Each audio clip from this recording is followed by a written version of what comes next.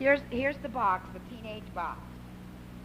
And as a lot of you, and possibly I do not know, I can't remember that I completely emptied it. I didn't know how important it was to empty the box. And I suppose a lot of you didn't know how important it was to empty the box either. And you didn't take everything out of the teenage box and really throw it over and see that it was empty before you came over here and started taking out the good things from the adult box.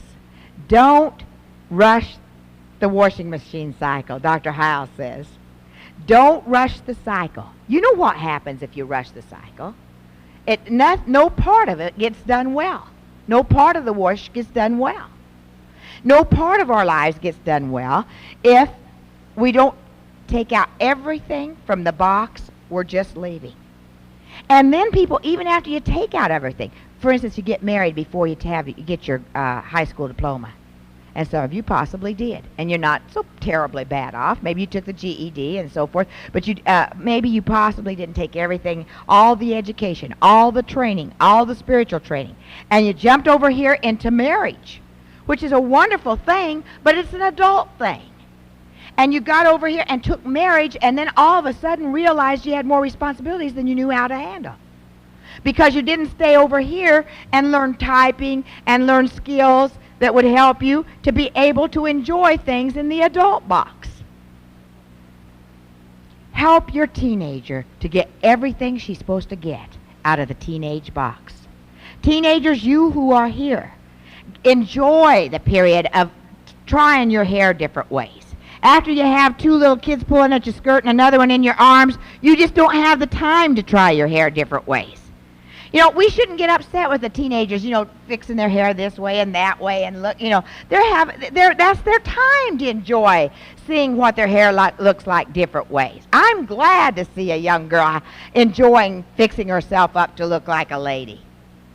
And they enjoy makeup, hopefully natural makeup, and not too, like you don't have, not like you have two bruised eyes or something, but as natural as possible. And they need to experiment with it to see how to use it as natural as possible. And the fact that they like it is just they're supposed to like it.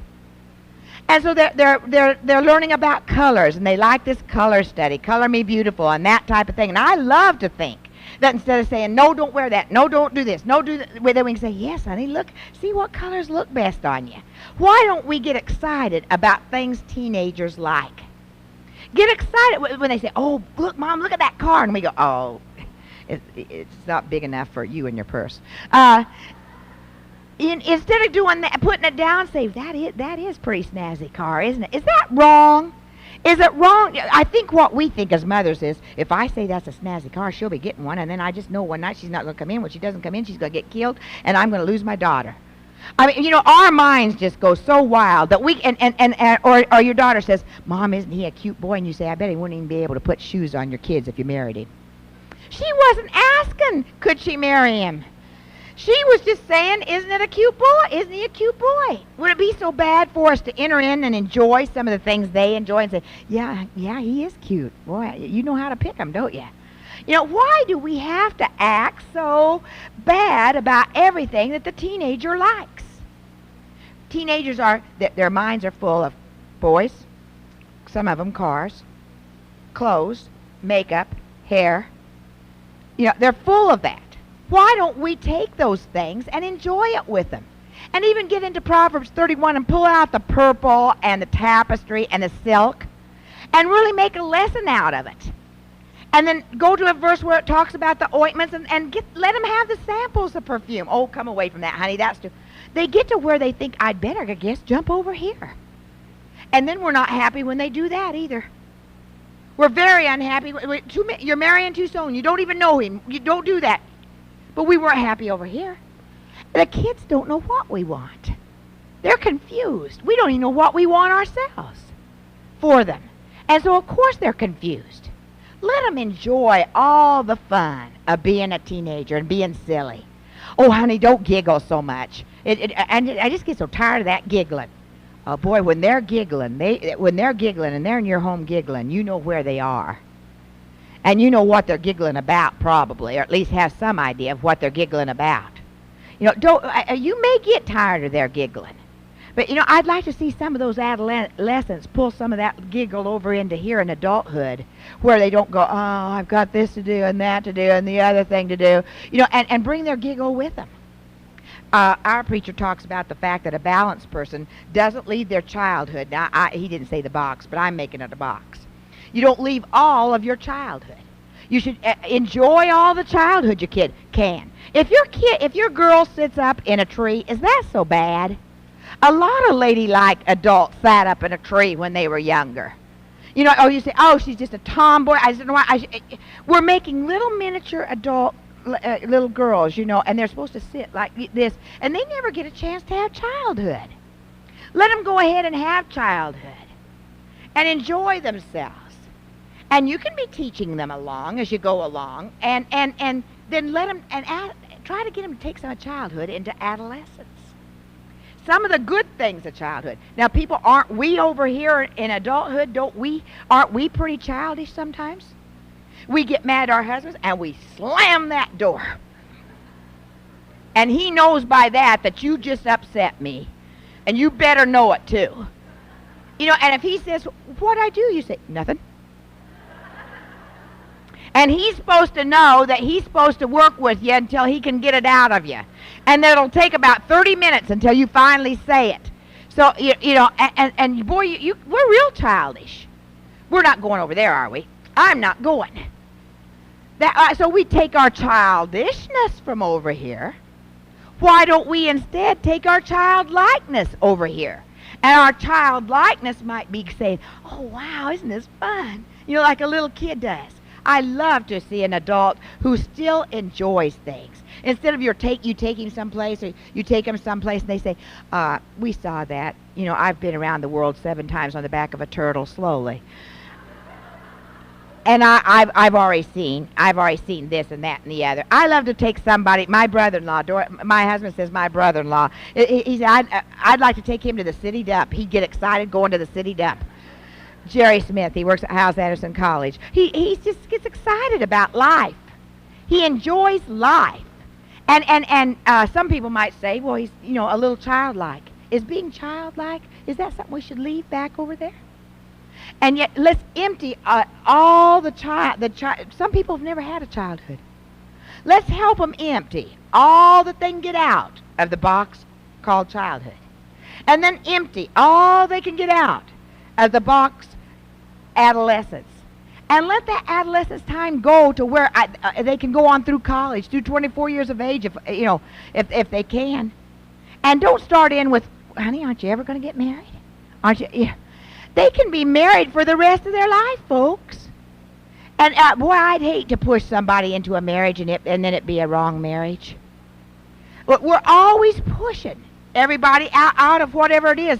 Just like we even push them out of the box called grief. Hurry up, come out of it. You've already been there 30 days. Come on, hurry up.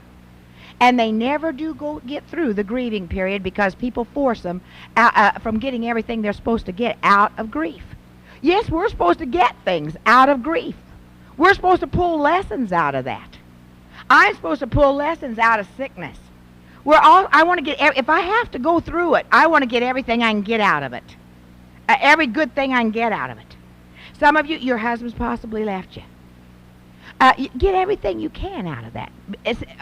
Don't just let the bad cave in on you.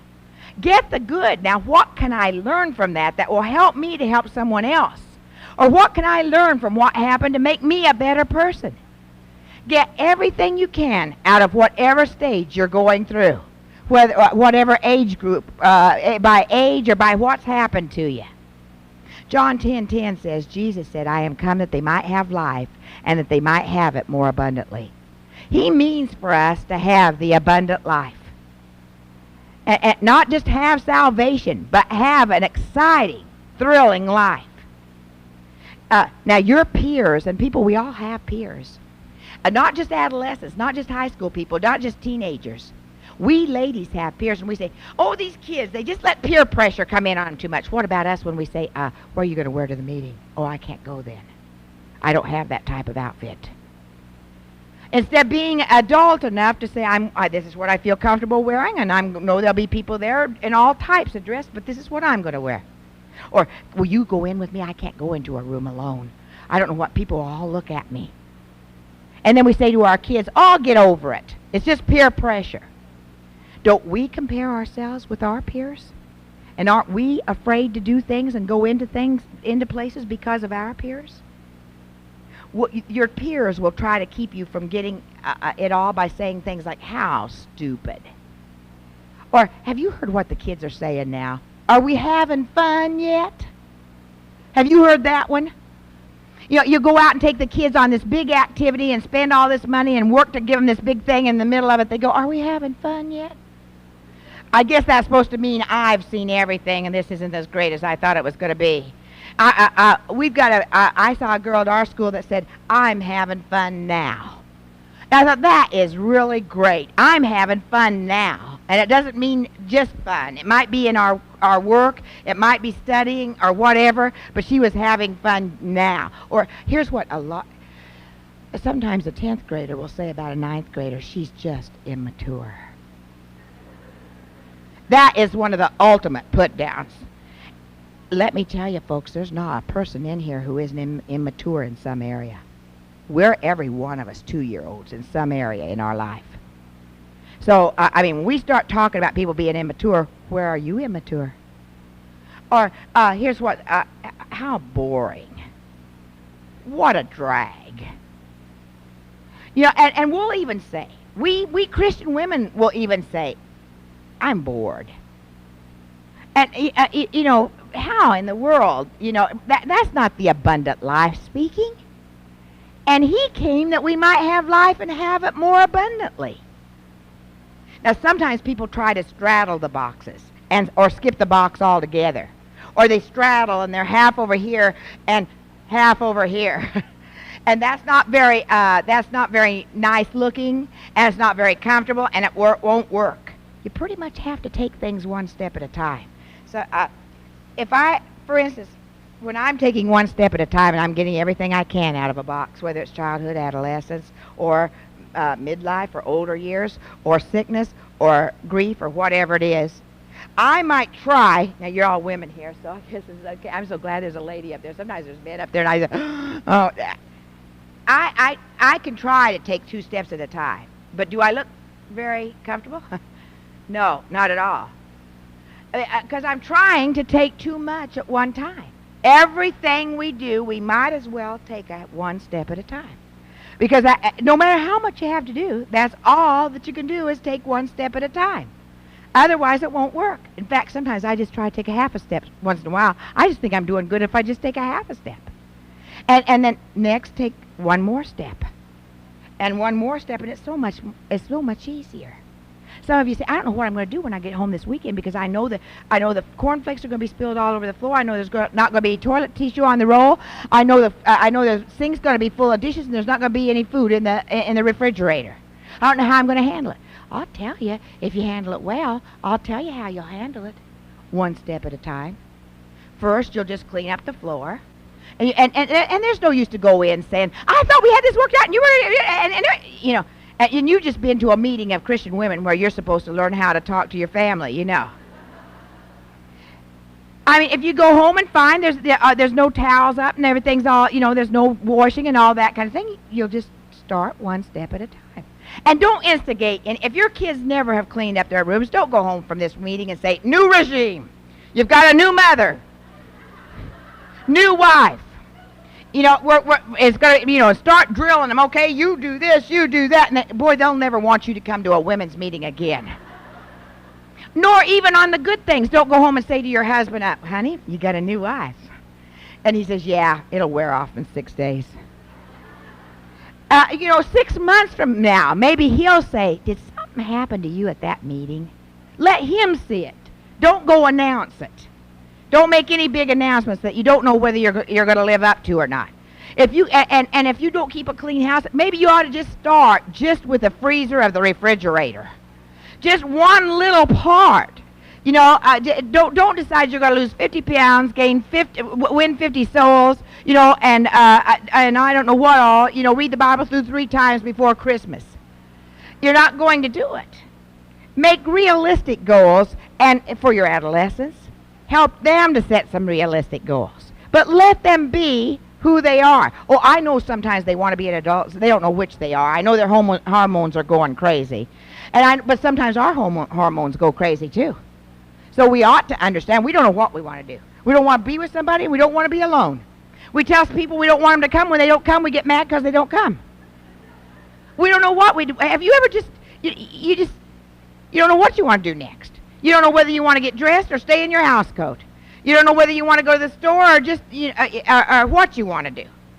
Well, they're that way too, see? And we'll just try to understand. I think we can work with them so much better. When you empty the teenage box, you say, "What now, Lord?" Enjoy the adult box then. And guess what? You get to take the teenage box with you because you emptied it. Now, see, if you didn't empty it, if you didn't get your driver's license, your learner's permit, your driver's license, and your and all these things, and your high school diploma, then they're still back here in this box, and you can't take them with you.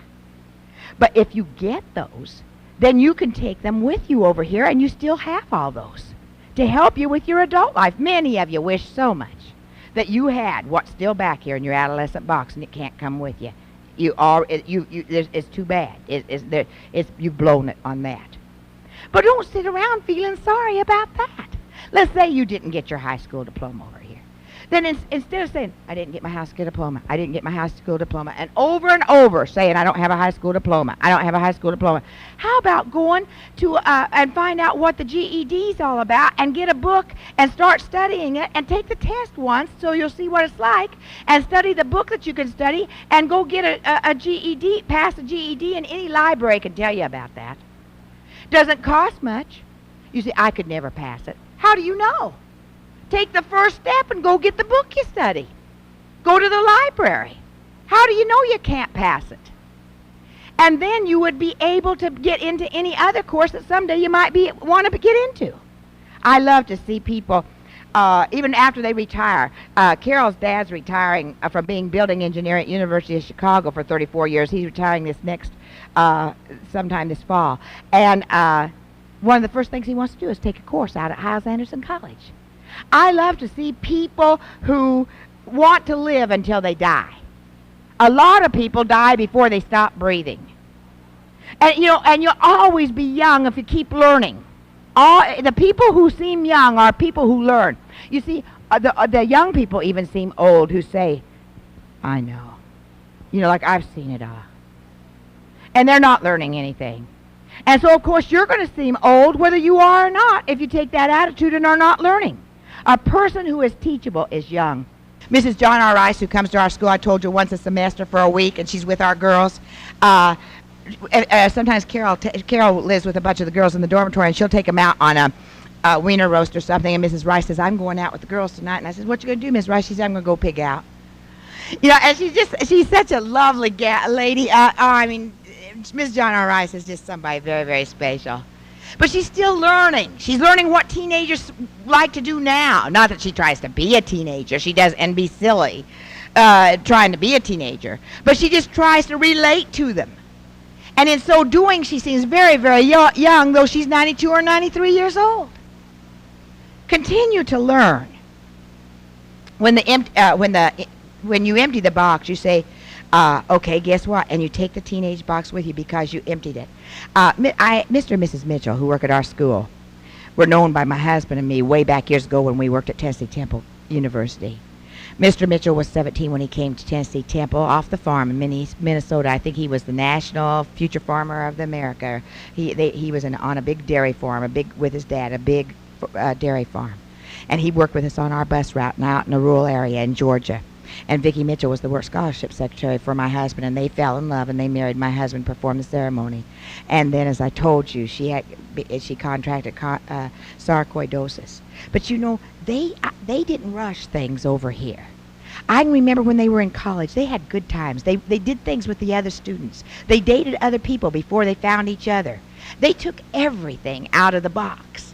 They got in their case, they got their college diploma. They went to a Christian college and got their college diploma. They did the things that you can do at that age that you can't do at any other age. So now that they're over here with 4 children and they have this sickness, they're coping pretty well. They're handling it pretty well. Because they got all the they had taken all the things out of the teenage box. They had so much fun and so forth, and now they don't get to do quite so many things. But they had emptied all that box. You don't know what you're going to have in life. You don't know what's going to happen to you in life. So take everything out, empty the box, have the abundant life.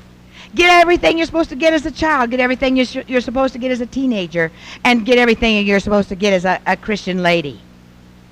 Now, sometimes over here in adolescence, people take liberties with the flesh. And some of them then have a baby. Some of them now decide to keep the baby. And so they're 16, 17, 18 years old and they have a baby. Therefore, they're forced to skip. It's sad. The whole thing is so sad. But one of the saddest things, I believe, is not what we usually think about. One of the saddest things is that they're forced to skip most of their teenage years and go on over here, and they're not ready for it. That's the saddest thing of the whole thing. Because this girl could get right with the Lord and be a wonderful Christian girl, but still she'll never be able to get what she left back here when she took adult responsibilities too soon. And therefore she's over here maybe married to someone because she felt she better marry the dad, and she's over here married to someone she doesn't know, and she isn't even grown up herself. And that is almost the most sad thing of the whole situation. That's why we cry out, don't listen to the world. When the world talks about it's okay to neck and kiss, and don't listen. Just don't listen. No one takes the steps all at once. No one lost her purity overnight. It was usually it's a first holding hands, then it's necking, then it's petting, it goes on. That's why you say make your clothes modest, girls. Not that they have to be dark blue and come down to here or up to here. This happens to be my dress for today. I don't mean that, but that's why we're so careful about modest dress and ladylike dress. Anything that would stop the sexual urge is very, very strong, and anything that could keep that, but it's of God if it's in marriage, and anything that could keep that slowed down. Let's do it for our kids. Let's help them not to be pushed on over into the adult box before they're ready. Then some of us get over here and we're in the adult box and we decide, I'm an adult now and I have to be proper at all times, and I'm not ever going to do anything that I did as a child or an adolescent. People, what's wrong if there's a rainstorm and you want to go out in the rainstorm and play in the rainstorm? If there's not hail or lightning, what's wrong in doing that just because you're an adult? Not a thing. Didn't you like to do it when you were a kid? Didn't you love to take your shoes and socks off and feel the mud between the toes? Didn't you love to feel grass, go like this and feel the grass on your bare feet? Now, if you were drinking or smoking, in a restaurant and acting a fool because you were drunk and smoking and all, no one would think a thing about it. But if you're not drinking, you're supposed to act very proper all the time. I think in a lot of cases, Christians are sick of being Christians because they left their fun behind. They're Christian now. They can't have fun. Christians are the only ones who are supposed to be able to have fun. We shouldn't apologize by saying, now, Lord, bless this party. It's a good, clean, wholesome party. We're having good, clean, wholesome fun, and even Christians can have fun. Only Christians can have fun. And clean, wholesome fun is the only thing that is fun. Anything else is not fun. It leaves marks on you and scars. All of us have had things happen to us in our life, I'm sure, that we wish hadn't happened because it left scars on us. Any fun. Oh, I can remember trying to smoke a cigarette when I was in the 7th grade. I think I would have smoked if I could have ever gotten the hang of it, but I am so uncoordinated I couldn't get it.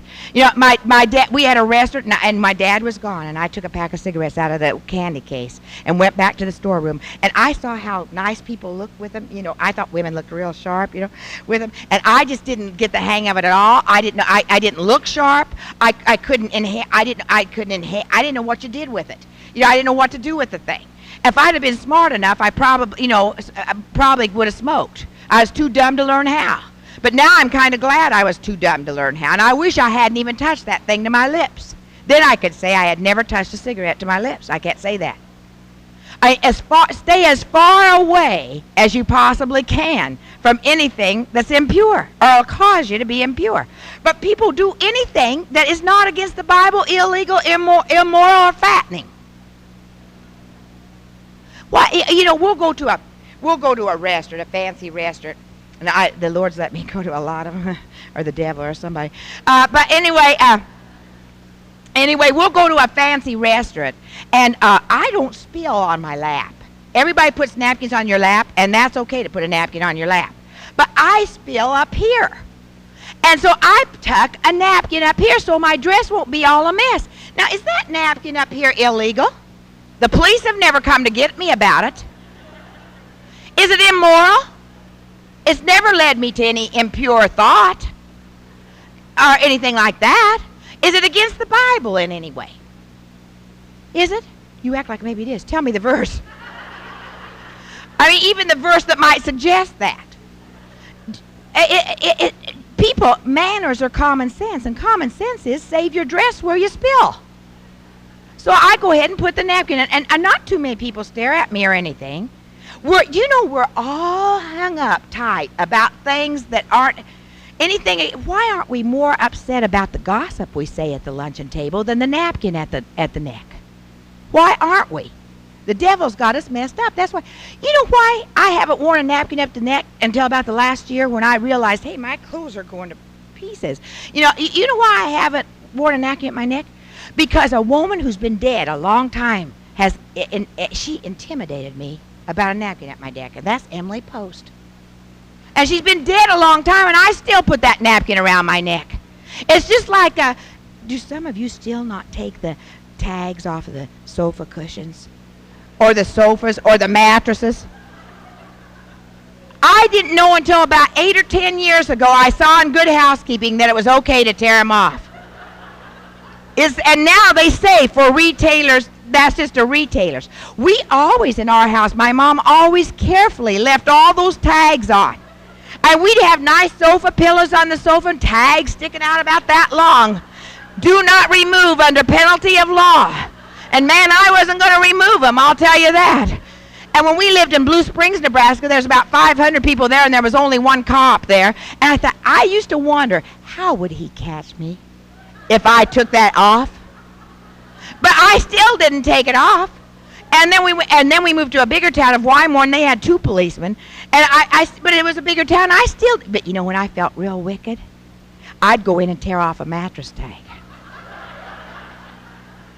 Now, that's not the most wicked thing I've ever done, but I mean, that is, when I felt wicked, that is one thing I did. You know, we're so mixed up. We're so messed up. You know, I mean, to think that could get across all over the nation, women have believed that. How many of you are with me at some time in your life you believed that you couldn't take those things off? I mean, we're so tied up with what somebody gets across like that, or with what Emily Post got across, and she's dead. Now, I believe in manners. I can use them if I have to. I believe in them, but only if they're common sense. And it's not common sense to put your napkin on your lap if you spill here, is it? And who is it going to hurt for me to have my napkin tucked in here? So I do it. And you know what? Bibs, if I were senile, they'd give me a bib. Why wait until I'm senile? Or if I had a stroke, they'd give me a bib. Or if I ordered spaghetti or ribs, they'd give me a bib. So why can't I have a bib now? I'm going to go ahead and have people go ahead and do things. There's a lot of things we shouldn't be doing that we are doing. And there's a lot of things that we shouldn't. I'm getting mixed up. You get the point, don't you? There's a lot of things we should do that we wouldn't do for anything. I mean, some of you say, oh, I just couldn't take my shoes off. That'd be, I went to an inner courtyard program by myself last summer at our college, the inner courtyard, and a little girl sat in front of me, the Carpenters little girl, for you who know the Carpenters. That isn't a rock group. That is some people who work at our college. And this little girl sat in front of me, and she was having the best time, and she was chewing gum, and it was an informal program out under the stars, and she was doing like this with her feet, against the grass, and when the piano started doing something, she went clear over like this to see him, and I thought, boy, that kid's having more fun than I am. I'm going to get her back here. I'm going to do exactly what she does. And I said, honey, come back here. And she was with her older brother and sister. I said, I want her to sit with me a little while. And they said, that's okay. They thought it was going to be a good example to her and shape her up, I guess. And instead, I was trying to learn from her, And so whatever she did, I did, but she didn't. I don't think she knew what I was doing. It was dark, and so I got my shoes off, and boy, that grass felt good against even with my hose on, against my feet, I thought, why didn't I do that before? Because we're intimidated. Why aren't we intimidated about what God says not to do? And quit worrying about little things like enjoying ourselves. And if somebody laughs real loud in a restaurant, people go, oh, they're just so... Now, I know you shouldn't go on in and make a real nuisance of yourself. And I always check around in the room and ask the people, are we bothering them, But if you want to sit and laugh, if we were drunk, they'd say, well, they're just drunk. Well, I just happen to be drunk all the time. And we're drunk, as the Bible says, on the wine of morning. We're with the Holy Spirit. We don't have to have liquor to make us have a happy and good time and a lot of fun. And there's so many fun things you can do. I can't believe it. I asked my son-in-law when he was home this summer, I said, do you think I love trees. And I'd lot rather be up in one than under. But I've gotten a little big for one, and I don't have a tree big enough, to get in one. I used to climb them all the time. I said, could you? I said, now don't laugh or anything. But could you see a tree? Do you see a tree where you could make me a tree house that I could really get up the steps, okay, not and get up there and sit up in the tree? And he said, I knew he'd say my mother-in-law has she's lost her marbles. She's lost it all, And he looked around and tried to figure out, and he said, I just don't think we're going to be able to get a tree house up there. And Carol said she has some carpenters out in the activities department that she thought, though, are going to be able to put a tree house up there. Would there be anything wrong? Folks, seriously, I love to be what would be wrong for me to take my Bible and go up and have something up like that in a tree and me go up and sit in a tree house? I can hardly say it without laughing, but really I don't know why. I would really love it. I grew up in a tree. Mom always...